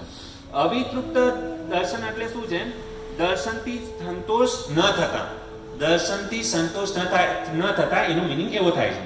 તો અહીંયા કહે છે કે આપણે બધા જ વ્યક્તિ શું કરીએ છીએ? ઇન્દ્રિય તૃપ્તિ, ઇન્દ્રિય સુખ પ્રાપ્ત કરવા માટે આપણે શું કરીએ છીએ? મહેનત કરીએ છીએ. સાચી વાત છે? આપણે મહેનત કેમ કરીએ છીએ? ઇન્દ્રિય તૃપ્તિ કરવા માટે. હે ને? ઘર બનાવી લેશું અને મોટો બંગલો હોવો જોઈએ. આ બધું શું છે? ઇન્દ્રિય સુખ છે. દરલોકનું ગાદલું હોવું જોઈએ તો જ આપણને ઊંઘ આવશે, અને સારી હોટલમાં જવું જોઈએ. આ બધી આપણે શું છે? ઇન્દ્રિય ભોગ કરવા માટેની શું છે? ઈચ્છા છે. અને આ ભોગ કરવા માટે આપણે શું કરી રહ્યા છે? પ્રયત્ન કરી રહ્યા છે. સૌથી પહેલી વસ્તુ ખબર પડી, જે વ્યક્તિ આ વસ્તુ કરે છે એને ભગવાન પ્રાપ્ત નહીં થાય. પ્રભુપાદ મહારાજ પહેલા પેરેગ્રાફની અંદર આ કીધું. બીજો એક્ઝામ્પલ આપે છે. આમાં છે ને માછલીનું એક્ઝામ્પલ આપવામાં આવ્યું છે. માછલી આગળ તમે ઘરે જઈને ખાસ બધા ભક્તોને નિવેદન છે, આ 11 નંબરનો શ્લોક આપણે કોઈને 11 નંબર જે છે ને બહુ મહત્વનો છે. આપણે કોઈને દક્ષિણામાં પૈસા આપવાને તો આપણે 10 રૂપિયા નથી આપતા, 11 રૂપિયા સગુણના આપીએ છીએ. તો એવી રીતના આપણું આજે પરમ સૌભાગ્ય છે કે 11 નંબરનો શ્લોક જે છે ને આપણી સામે આવ્યો છે. અને ભગવાન 11 નંબરના શ્લોક દ્વારા આપણને ઘણો બધો ઉપદેશ દેવા માંગે છે. અને શું કહે છે કે જેવી રીતના માછલીનું જે પ્રાણ જે છે, માછલી પાણીની અંદર જ જીવિત રહી શકે. અગર પાણીમાંથી અગર એને જમીન પર લાવવામાં આવે તો જીવી શકશે? નહીં જીવી શકે. બીજું એક્ઝામ્પલ, જેવી રીતના એક પોપટ આપણે પકડીએ, હે ને? પોપટને આપણે પકડીને આપણે એને ઘરે લાવીએ. અરે એ પોપટ બહુ સુંદર દેખાય છે, હું રોજ એના દર્શન કરીશ. એ પોપટને અગર આપણે લોખંડના જાળીમાં પિંજરામાં આપણે પેક કરીને રાખી દઈએ, પોપટ દુખી જ રહેશે. પછી આપણે એમ વિચાર કરીએ, મને લાગે છે કે આ લોખંડના પિંજરામાં પોપટ સુખી નથી. એક કામ કરો, આનાથી જે મૂંગું પિંજરું હોય ને એ લઈને આવો. તો વ્યક્તિ પ્રયાસ કરે, એના કરતા લોખંડની જગ્યાએ ચાંદીનું પિંજરું લઈને આવે. ચાંદીના પિંજરાની અંદર પોપટને રાખી દે. અરે આ તો બહુ મોંઘો છે ચાંદીમાં, કદાચ એમાં મતલબ સુખી થઈ જાય. પોપટ સુખી થશે? યસ ઓર નો? નહીં. ઓલો વિચારે કે ચાંદી કરતા સોનું મોંઘું છે, એક કામ કરવું, એ પોપટને છે ને સોનાની અંદર નાખવું, સોનાના પિંજરામાં નાખવું. સોનાના પિંજરામાંથી નાખવાથી ખુશ થશે? નહીં. જ્યાં સુધી પોપટને પિંજરામાંથી બહાર કાઢવામાં નહીં આવે અને સ્વતંત્ર મૂકવામાં નહીં આવે ત્યાં સુધી સુખી નહીં થાય. માછલીને જ્યાં સુધી તમે પાણીની અંદર નહીં નાખો ત્યાં સુધી સુખી નહીં થાય. એનો પ્રાણ પાણીની અંદર છે. એવી રીતના ભક્તો આપણે આ શરીર નથી, આપણે શું છીએ? આત્મા છે. આપણે શું છીએ? આત્મા. તો આત્માને જ્યાં સુધી પરમાત્માની શરણમાં નહીં જાય, આત્મા જ્યાં સુધી પરમાત્માની સેવા નહીં કરે ત્યાં સુધી સુખી થશે નહીં. કારણ કે જીવેર સ્વરૂપ હય નિત્ય કૃષ્ણદાસ. શું છે? જીવનું સ્વરૂપ શું છે? માછલીનું સ્વરૂપ શેમાં છે? પાણીની અંદર છે. બરાબર. પોપટનું સ્વરૂપ શું છે? સ્વતંત્ર રહેવું. બરાબર. એવી રીતે આત્માનું સ્વરૂપ શું છે? પરમાત્માની સેવા કરવી. જીવેર સ્વરૂપ હય નિત્ય કૃષ્ણદાસ. જ્યાં સુધી આત્મા કૃષ્ણની નિત્ય સેવા નહીં કરે ત્યાં સુધી ગમે એટલા પ્રયાસ કરો. આપણે એમ વિચારીએ કે હું આ શરીરને બંગલામાં રાખી દઉં, ડનલોકના ગાદલા પર સુડાવી દઉં, તાજમહલ હોટલમાં જઈને રહું, મહાબળેશ્વર લોનાવાલા જઈને ફરવું, આ શરીરને તમે ગમે ત્યાં ફેરવો, પણ જ્યાં સુધી કૃષ્ણની શરણમાં નહીં જાય ત્યાં સુધી દુઃખી દુઃખી દુઃખી દુઃખી જ રહેવાનો છે. તો આપણે સમજવું જોઈએ કે આત્માને શું કરવું જોઈએ? પરમાત્માની સેવામાં લગાડવાનો પ્રયાસ કરવો જોઈએ. શું કરવું જોઈએ? પ્રયાસ. હું એમ નથી કહેતો ભાઈ કાલથી બધું છોડીને ખાલી કૃષ્ણ કૃષ્ણ કરો, નહીં. આપણે જે સ્થિતિમાં છીએ, જે પોઝિશનમાં છીએ એ પોઝિશનમાં રહ્યો. જેવો સમય થોડો ઘણો મળે એ સમય આપણે કૃષ્ણની સેવા. આપણે ગૃહસ્થ છે, ગૃહસ્થનું કર્તવ્ય છે કે સંસારમાં રહીને ભજન ભક્તિ કરે. ઠીક છે? આટલી વસ્તુ સમજમાં આવી ગઈ. આ બીજો નંબરનો પોઈન્ટ. આની અંદર ટોટલ છે ને મેં 5 પોઈન્ટ તૈયાર કરેલા હતા. તો 2 પોઈન્ટ સમજમાં આવી ગયા. સૌથી પહેલો આપણે શું કરીએ છીએ? બધા જ ઇન્દ્રિય સુખ ભોગવવા માટે પ્રયત્ન કરી રહ્યા છે, છતાં પણ આપણને એમાં સફળતા પ્રાપ્ત થતી નથી. આપણે આખી જિંદગી વેડફી નાખી પૈસો કમાવા માટે, છતાં પણ આપણે સુખી નથી ત્યાં. પહેલો મુદ્દો. બીજો મુદ્દો શું છે? આત્માનું કર્તવ્ય છે પરમાત્માની સેવા કરવી. કયા કયા એક્ઝામ્પલ આપ્યા? માછલીનું, હે ને? જેવી રીતે માછલી પાણીમાં જીવિત રહી શકે, બહાર ન રહી શકે. પોપટનું, પોપટને તમે પિંજરામાં રાખશો, સુખી થશે નહીં થાય, હે ને? એને સ્વતંત્રતા જોતી છે. ત્રીજું શું છે? આત્માને પરમાત્માની સેવામાં લગાડો તો એનાથી ખુશ થશે. આ આપણો બીજો પોઈન્ટ. હવે ત્રીજો પોઈન્ટ જે ભગવાન અહીંયા પ્રભુપાદ મહારાજ એના તાત્પર્યની અંદર લખે છે, શું લખે છે? કહે છે કે ભગવાન જ્યારે આવ્યા ને તો ભગવાન કઈ મુંબઈ, મીરા રોડ એ જગ્યા પર નહોતા આવ્યા. ભગવાન ક્યાં ઉપસ્થિત થયેલા? વૃંદાવન, મથુરા, પછી દ્વારકા, અને એ બધી જગ્યા પર શું થયેલું? ભગવાન ત્યાં આગળ આવીને એમને કઈક લીલા કરેલી, હે ને? તો ભગવાન વૃંદાવન, મથુરા, દ્વારકામાં પ્રગટ થઈ એને ઘણી બધી લીલા કરી, અને એ લીલાનું રસાસ્વાદન કરીને આપણે શું થઈ શકશું? સુખી થઈ શકશું. આ થયો ચોથો પોઈન્ટ. હા, નહીં, 3 નંબરના પોઈન્ટ ખતમ થયા. ચોથું આની અંદર શું કહે છે કે ભગવાનની લીલા અપવિત્ર લોકો, જે અનુવાદમાં આવ્યું ને એ જ અનુવાદમાં તાત્પર્યમાં પ્રભુપાદ મહારાજ રિપીટ કરે છે કે જે વ્યક્તિ અપવિત્ર છે, પાપી વ્યક્તિ છે, એ મને નહીં સમજી શકે, કૃષ્ણને નહીં સમજી શકે. તો કોણ સમજી શકશે? એનાથી વિપરીત કે જે વ્યક્તિ, હે ને, જે વ્યક્તિ પવિત્ર છે, હે ને, જે વ્યક્તિ સત્સંગ કરે છે, જેના હૃદયમાં કપટ નથી, જેના હૃદયમાં ઈર્ષા નથી, અને કામ નથી, ક્રોધ નથી, લોભ નથી, એ વ્યક્તિ જ આ સત્સંગને સારી રીતના સમજી શકશે. તો આપણે શું પ્રયાસ કરવો જોઈએ? આપણી અંદર જે પણ દોષ છે ને એને દૂર કરવાનો પ્રયત્ન કરવો જોઈએ. હવે કેવી રીતના બધું દૂર થશે? જ્યાં સુધી આપણે ઈચ્છા નહીં કરીએ ત્યાં સુધી આ બધું થવાનું નથી. કાંઈ પણ વસ્તુ કરવી હોય તો એની માટે ઈચ્છા કરવી જોઈએ. આપણે કેમ ઈચ્છા કરીએ છીએ? ભાઈ મને આજે કરોડપતિ બનવું છે, તો એના માટે કેટલો પ્રયાસ કરીએ છીએ? સૌથી પહેલા ઈચ્છા કરવાની છે. ઈચ્છા શું કરવાની છે? અહીં કહે છે કે કૃષ્ણ, 5 નંબરનો પોઈન્ટ હવે તમને કહી દઉં છું કે કૃષ્ણ પૃથ્વી પર વિદ્યમાન હતા, સાક્ષાત બધાની નજર સામે હોવા છતાં પણ તેમને કોઈ ઓળખી શક્યા નહીં. જેવી રીતના મેં એક્ઝામ્પલ આપ્યું ને કે દુર્યોધન, શકુની, આ બધા ભગવાન હતા છતાં પણ એને સમજી નહીં શક્યા. કેમ? કારણ કે લોકો અપવિત્ર હતા અને પાપી હતા. તો કોણ સમજી શક્યું? જે ભગવાનના શુદ્ધ ભક્ત હતા એ લોકો એને સમજી શક્યા. તો એ સમય કોણ કોણ હતા? તો સૌથી પહેલા કહે છે કે અર્જુન ભગવાનનો મિત્ર હતો. અર્જુનને ભગવાન શ્રી કૃષ્ણએ વિરાટ સ્વરૂપ દેખાડ્યું. કેમ દેખાડ્યું? કારણ કે અર્જુન મિત્ર હતો, પવિત્ર હતો અને ભગવાન સાથે એનો સંબંધ હતો. બંને ભાઈ હતા. દુર્યોધન પણ મતલબ એનો મતલબ ભાઈ જ હતો, પણ એને નો દેખાણા. પણ અર્જુનને ભગવાને દર્શન આપ્યા. બીજા કોને આપ્યા? યુધિષ્ઠિર મહારાજ, પછી કુંતી મહારાણી, હે ને? તો આ બધા લોકોને શું કરે છે? ભગવાન દર્શન આપે છે. ભીષ્મ પિતામહ, ભીષ્મ પિતામહનું નામ આવ્યું છે. તો શ્રીમદ ભાગવતમની અંદર બહુ જ મતલબ સુંદર શ્લોક છે. પ્રથમ સ્કંદ 9મો અધ્યાય અને 24 નંબરનો જે શ્લોક છે ને, સદેવ દેવો ભગવાન પ્રતિક્ષતામ કલેવરમ યાય વિદમ હિનોમ્યહમ. અને ભગવાન શું ભીષ્મ પિતામાં અંતિમ સમય છે ને, અંતિમ સમય શું છે, ભગવાન કૃષ્ણને યાદ કરે છે યુધિષ્ઠિરને માધ્યમ બનાવીને કે મારે ભીષ્મ પિતામાં જે છે એની પાસે જવું છે. તો અંતિમ સમય ભીષ્મ પિતામાં શું છે, મૃત્યુ શૈયા પર બેઠા છે, સદૈવ દેવો હે ને. એ શું કરે છે કે મારો અંતિમ સમય છે અને સૂર્યાસ્ત થવાનો સમય થઈ રહ્યો છે, કૃપા કરીને આપ મને શું કરો, ચતુર્ભુજ રૂપમાં મને શું કરો, દર્શન આપો. કોણ કરે છે પ્રાર્થના? ભીષ્મ પિતામાં કૃષ્ણને કહે છે કે બસ હવે મારે આ તમને જોતા જોતા મારે શું કરવું છે, આ દેહનો ત્યાગ કરવો છે. એ ભીષ્મ પિતામાં. પછી એ જ 1:9-32 નંબરના શ્લોકમાં કહે છે, ઇતિમતિ રૂપકલ્પિતા વિકૃષ્ણમ ભગવતી સાત્વત પુંગવે વિભૂમિ સ્વસુખમુપગતે કચિત વિહતુ પ્રકૃતિમુપેયુષિયત પ્રભા. બહુ સુંદર મતલબ જે ભીષ્મ પિતામહે જે સ્તુતિ કરી છે. ઓહો, હવે જે 14 તારીખે આપણે જે ઉત્તરાયણ આવશે એ દિવસે ભીષ્મ પિતામહે પોતાના દેહનો ત્યાગ કરેલો. કેવી રીતના ત્યાગ કર્યો? શિક્ષા આપણને આપે છે કે જ્યારે મરવું હોય ને તો મરવું જોઈએ. જો શ્રીમદ ભાગવતમ જે છે ને આપણને જીવતા શીખવાડે છે અને મરતા પણ શીખવાડે છે કે વ્યક્તિએ પોતાના દેહનો પ્રાણ કેવી રીતે ત્યાગવા જોઈએ. આ જે ભીષ્મ પિતામહ છે એને ઈચ્છા મૃત્યુનું વરદાન હતું, પણ એ અત્યારે ભગવાનને કહે છે અને પાણુની સૈયા ઉપર લેટેલા છે, છતાં પણ એને એક દુઃખ નથી. કેમ દુઃખ નથી?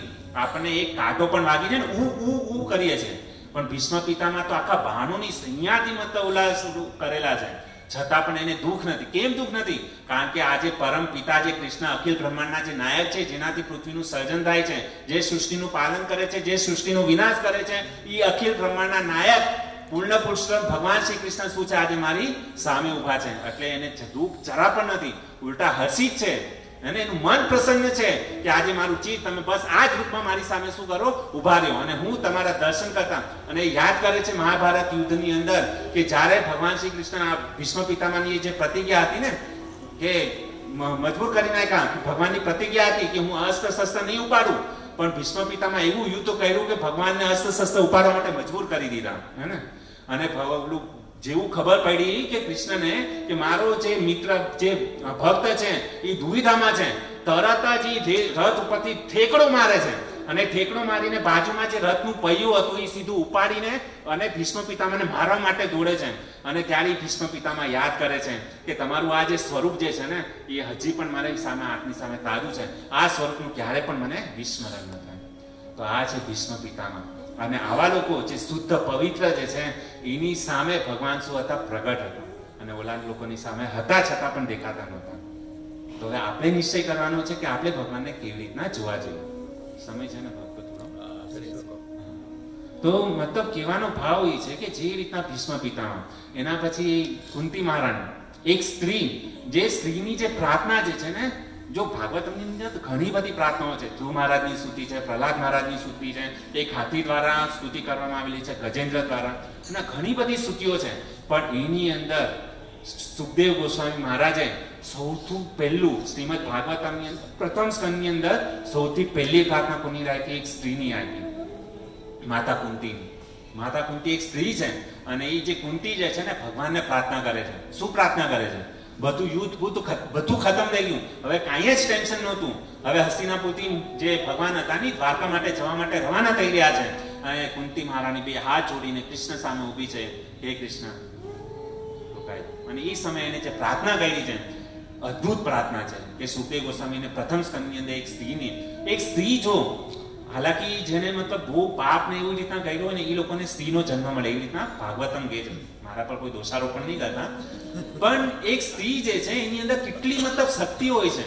અને ભલે એ કહેવાય છે અબળા, પણ એ જે અબળા છે એની અંદર છે ને કપટ નથી હોતું. જે સ્ત્રી હોય છે ને એ નિસ્વાર્થ ભાવ હોય છે, કપટ નથી હોતું. અને જ્યારે કપટ, ઈર્ષા, દોષી રહી જ્યારે ભગવાનને પુકારવામાં આવે ને, ભગવાન બધું છોડીને એની સામે ઉપસ્થિત થઈ જાય. તો આજે કુંતી જે મહારાણી જે છે, સ્ત્રીઓનું આજે મતલબ જે હતું ને એનું સૌભાગ્ય વધારી દીધું. એ કુંતી મહારાણીની જે પ્રાર્થના જે હતી ભાગવતમના પ્રથમ સ્કંદની અંદર એને રાખવામાં આવી છે.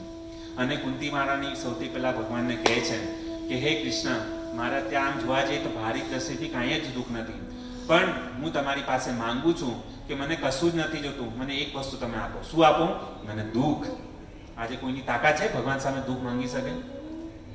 બોલવાની તાકાત નહીં હોય, આપણને સાંભળવાથી મતલબ રૂવાટા ઊભા થઈ જાય છે. અને દુઃખ જ્યારે વ્યક્તિના જીવનમાં આવે છે, ઓહો, વ્યક્તિ મતલબ હતાશ થઈ જાય છે, એને બીજું કંઈ દેખાતું નથી. ક્યારેક ક્યારેક એવી સિચ્યુએશન આવી જાય છે કે બસ મારે હવે સુસાઇડ કરી લેવું છે. જ્યારે દુઃખ આવે ને એવી સ્થિતિ આવી જાય છે. અને આજકાલ હવે મતલબ એવું બધું થવાનું છે. અને વ્યક્તિ ઓલો આજે જોઈએ છે કે 10મા ધોરણમાં ફેલ તો ઓલો તો છોકરાએ અગાસી પરથી ઠેકડો મારી દીધો. પછી એવી એવા ન્યૂઝ આવે છે કે એના બાપાએ છોકરાને મોબાઈલ ખેંચી લીધો તો એ છોકરાએ બારીમાંથી કૂદકો મારી દીધો. સહન શક્તિ ધીમે ધીમે બધાની ઓછી થતી જાય છે ભક્તો. અગર આપણે આ સત્સંગમાં આવી રીતે નહીં આવીએ ને તો આવા જ હાલ રહેવાના છે. તો આ બધી જે ઘટના છે એનાથી બચવું જોઈએ ભક્તો. અને એક મોબાઈલ ના આપવાથી વ્યક્તિ સુસાઇડ કરી લે છે. અને વિચારો કે કુંતી મારેની ભગવાન પાસે માંગે છે કે મને દુઃખ જોતું છે.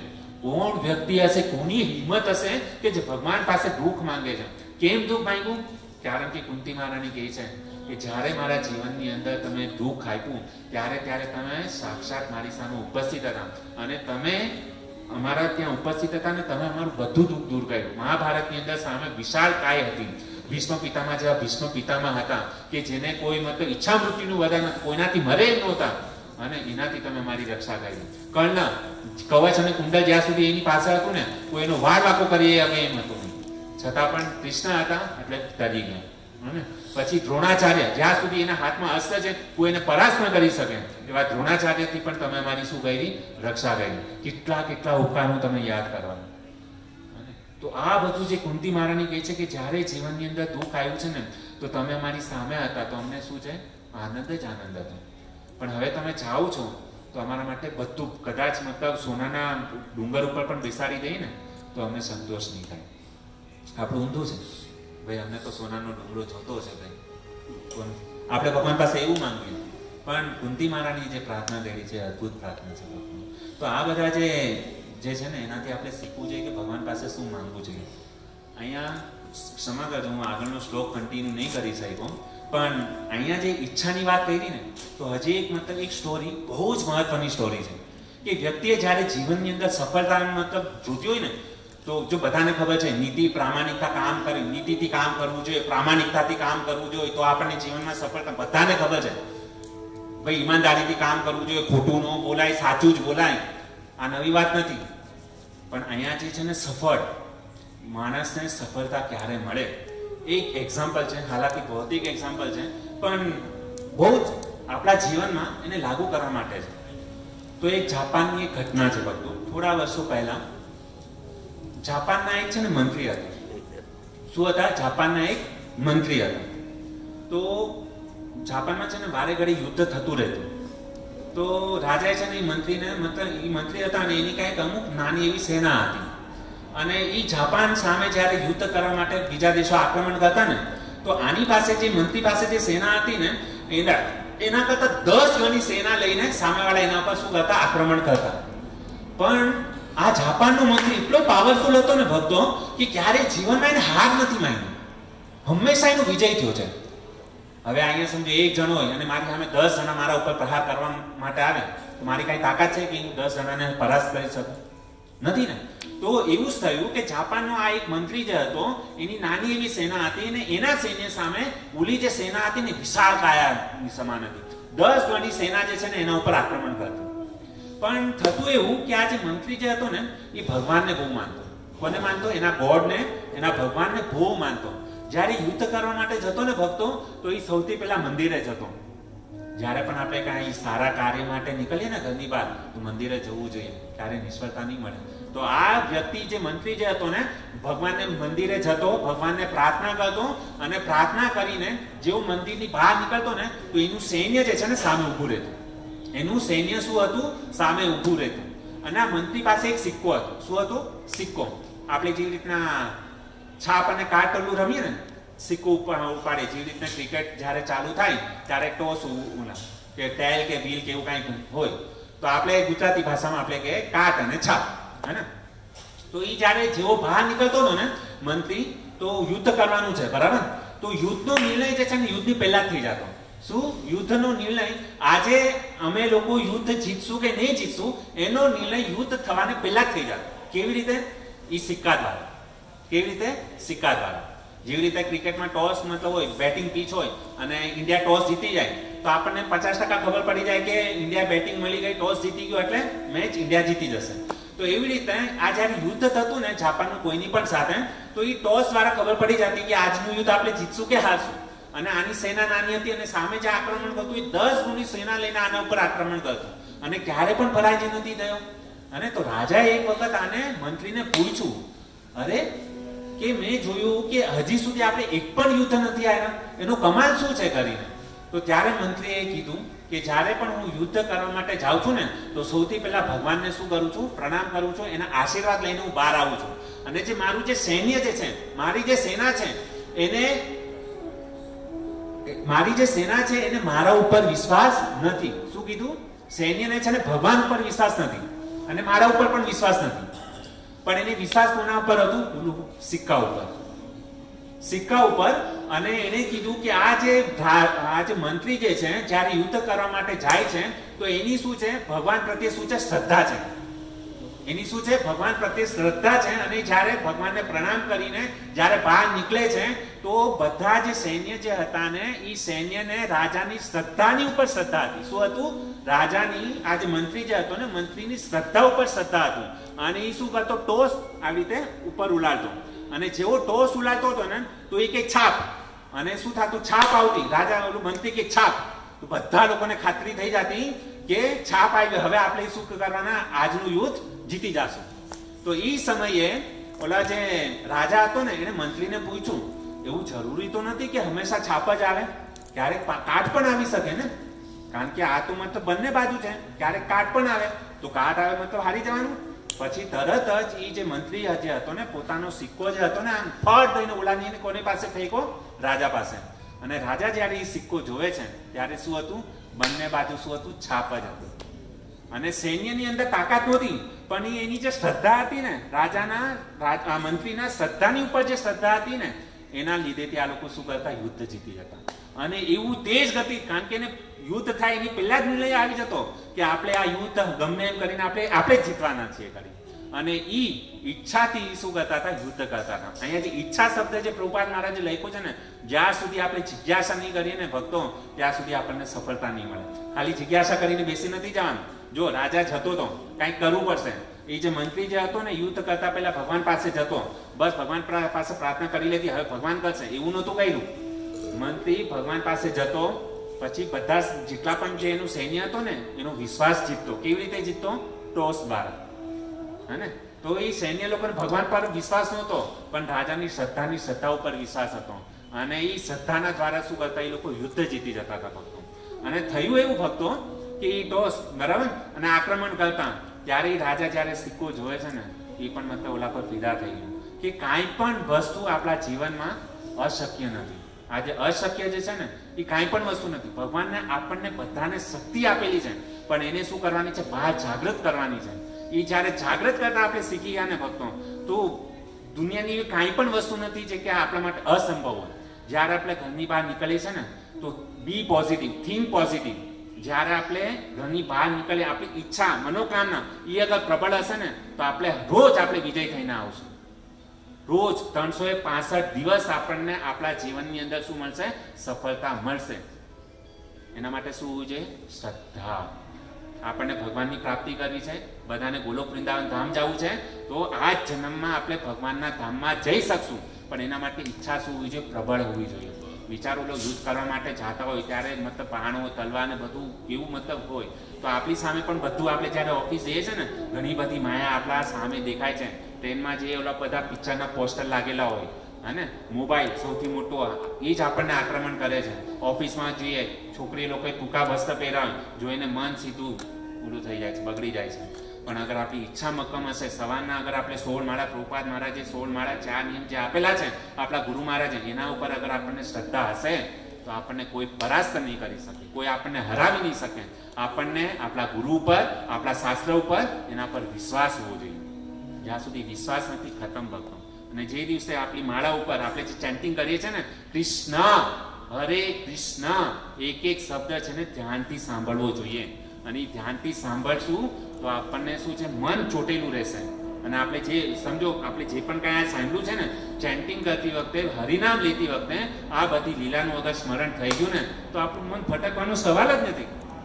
વિચારો ભક્તો કે આપણે સમજો સવારના ચેન્ટિંગ કરવા માટે બેઠા અને આજે જે પણ આપણે કંઈ સાંભળ્યું બસ એ ખાલી દિમાગમાં આવી ગયું, આપણી 1.5 કલાક 16 માળા ક્યાં પતી જશે ખબર નહીં પડે. બસ મનને છૂટા ઈચ્છા કરો કે મારું હરિનામ પ્રત્યે મારી પ્રીતિ વધે, ઈચ્છા વધે. કાંઈ પણ વસ્તુ અસંભવ નથી. અને જ્યારે શુદ્ધ ભાવથી અગર તમે હરિનામ કરીને ભગવાનના આશીર્વાદ લઈને માળા કરીને જ્યારે બહાર નીકળો છો તો કોના બાપની તાકાત છે આપણો વાળ વાકો કરી શકે? પણ એ શ્રદ્ધા હોવી જોઈએ. વિશ્વાસ જ્યાં સુધી જાગૃત નહીં થાય ને ત્યાં સુધી આપણે કાંઈ નહીં કરી શકીએ. અને એ વિશ્વાસ અગર થઈ ગયો ને આખી દુનિયાને આપણે શું કરી લેશું? જીતી લેશું. કલ્લો દુનિયા મૂકીને. આ ધીરુભાઈ અંબાણીનું સ્લોગન છે. તો અહીંયા હું મારી વાણીને વિરામ આપું છું ભક્તો. 10:30 થઈ ગયા છે અને આપ સૌ ભક્તોનો પૂરી આભાર કે આપણે બધા ધ્યાનથી એટલું શ્રદ્ધાથી તમે લોકોએ આજનું પ્રવચન સાંભળ્યું. મને પણ ઘણો આનંદ થયો. આવી રીતે જ તમે ભક્તો અહીંયા આવતા રહ્યો. આજુબાજુમાં બધા જે પણ લોકો છે બધાને આ સત્સંગનો લાભ મળે અને આપણે તો આપણું જીવન સાર્થક કરીએ પણ આપણી સાથે આપણા પરિવારજનોને પણ શું કરવું જોઈએ? અહીંયા લાવવા જોઈએ, જેથી એમનું તમને લોકોને જે પ્રાપ્ત થયું છે, આપણને જે પ્રાપ્ત થયું છે એ કૃપા બધા ઉપર વસે. આપણે સ્વાર્થી નથી બનવાનું ભક્તો. અને આ જે પણ મેં કાંઈ કીધું છે મેં પણ મતલબ શું કર્યું છે, ગુરુ મહારાજની કૃપા છે, એમના પાસેથી વરિષ્ઠ ભક્તો પાસેથી જે પણ કાંઈ સાંભળ્યું છે બસ આપણે કોપી કરી છે. હું તો તમને દિશાનું કહું છું, કોપી કરી છે અને પેસ્ટ કર્યું છે, બીજું કાંઈ નથી કર્યું. અગર કોપી કરતા પણ આવડી ગયું ને ભક્તો, બસ આપણે કોપી કરવાની છે. પ્રભુપાદ મહારાજે જે આપ્યું છે એઝ ઇટ ઇઝ અગર તમે બોલશો બસ જીવનમાં સફળતા નિશ્ચિત છે. બસ આ નિશ્ચયની સાથે હું મારી વાણીને વિરામ કરું છું. અને મારા બોલવામાં હોઈ શકે કે કોઈને કાંઈક દિલમાં ખોટું લાગી ગયું હોય તો કૃપા કરીને તમારા ભક્તોને એક મતલબ દાસ